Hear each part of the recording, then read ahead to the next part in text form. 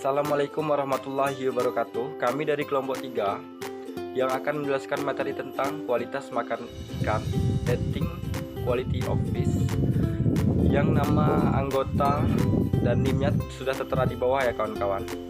Dan selanjutnya akan dilanjutkan oleh Tri Wulandari dan seterusnya.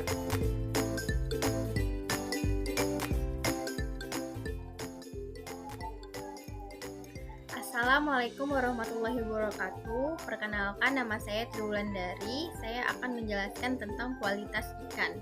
Kualitas ikan adalah konsep yang sangat kompleks. Kualitas sering digambarkan menggunakan istilah-istilah yang berkaitan dengan karakteristik gizi, mikrobiologis, biokimia, dan fisiokimia saja. Tetapi tidak satupun dari istilah-istilah ini berfungsi sebagai indeks yang memadai dari persepsi kualitas sensorik dan penerimaan konsumen harus dimasukkan. Materi ini membahas beberapa metode sensorik yang dapat digunakan untuk ikan sebagai penanda objektif kualitas dalam rantai dari tangkapan ke konsumen, dengan fokus pada metode yang digunakan untuk evaluasi seluruh ikan mentah dan menyarankan metode dan sistem yang dapat membangun jembatan antara penelitian dan pengembangan, industri, pemasaran, dan konsumen.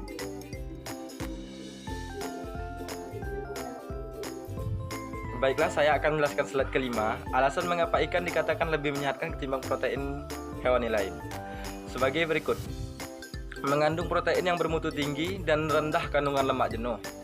Kadar protein kasar 16-27 per 100 gram, mengandung asam lemak omega 3, 6, dan 9 yang sangat tinggi, sumber vitamin dan mineral yang sangat tinggi, mengandung asam amino esensial, lemak yang rendah daripada ayam.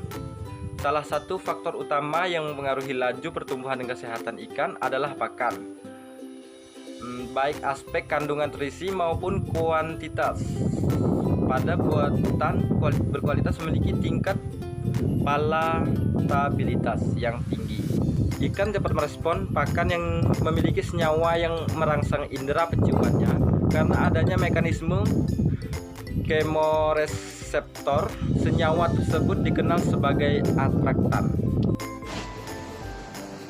Baik teman-teman, di sini saya akan menjelaskan apa itu kualitas makan ikan. Nah, penentuan kualitas makan dalam hal ini dilakukan oleh internal dan eksternal para ahli dan oleh konsumen. Dalam literatur riset pasar dan sains sensorik, istilah ini sangat jarang digunakan dan tidak dapat ditemukan di dalam kamus. Arti langsung yang jelas dari istilah ini adalah makan yang berkualitas, tapi orang tidak makan yang kualitasnya seperti itu. Nah, menurut Bremner tahun 2001, orang memiliki makanan yang memiliki atribut dan properti yang diinginkan dan dikaitkan dengan kualitas. Pendekatan lain dilakukan dan akan lebih baik jika ekspresi langsung properti atau kelompok properti menggantikan kualitas makan. Nah, ilmu makan ikan ini merupakan ilmu gizi atau nutrisi yang didahului oleh ilmu makanan umum yang tidak terbatas pada pengetahuan bahan-bahan makanan dan zat-zat makanan yang terkandung di dalamnya. Nah, ilmu makan ikan selalu berkembang sesuai dengan ilmu pengetahuan lainnya. Assalamualaikum warahmatullahi wabarakatuh. Nama saya Muhammad Iqbal Saputra. Saya akan menjelaskan tentang profil sensorik. Profil sensorik ini bisa sangat sederhana dan digunakan untuk penilaian atribut tunggal tekstur, rasa, dan penampilan, atau banyak atribut sensorik dapat dievaluasi dalam setiap sampel. Salah satu metode pembuatan profil IDA-nya atau analisis kuantitatif memberikan deskripsi terperinci tentang semua karakteristik rasa dengan cara kualitatif dan kuantitatif, atau Meligard et al. 1999. Profiling telah digunakan dalam beberapa studi, beberapa tentang ikan dan produk ikan. Atribut sensorik seperti penampilan, tekstur, dan rasa sangat spesifik spesies dan dapat diukur secara rinci menggunakan profil sensorik. Sorbert et al. 1986 mempelajari efek pembekuan pada udang menggunakan kombinasi profil, rasa, dan tekstur, mengurangi 45 atribut. mengurangi 45 atribut sensorik menjadi 13 menggunakan analisis multivariat. Prel dan Sawyer 1988 menggambarkan profil rasa untuk 17 spesies ikan dan mampu membagi spesies dalam 4 kelompok dengan catatan karakteristik.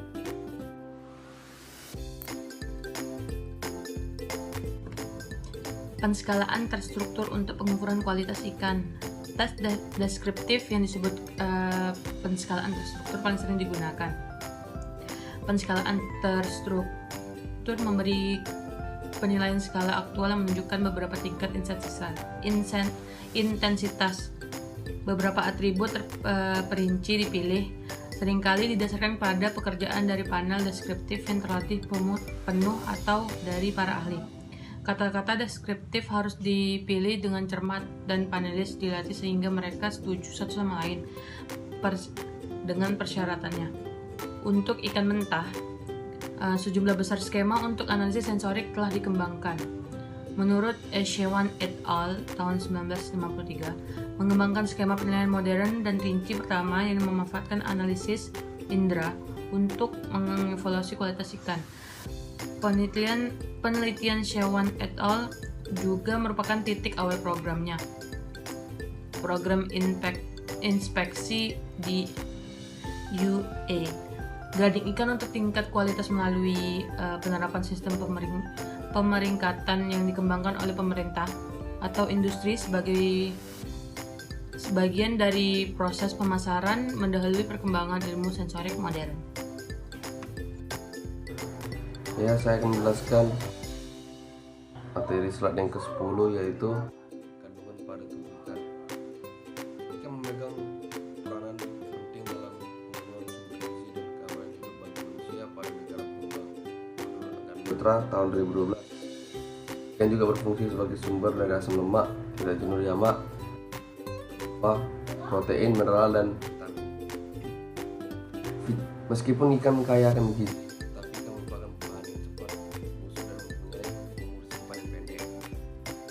kandungan gizi pada setiap ikan akan berbeda-beda tergantung pada faktor internal dan eksternal.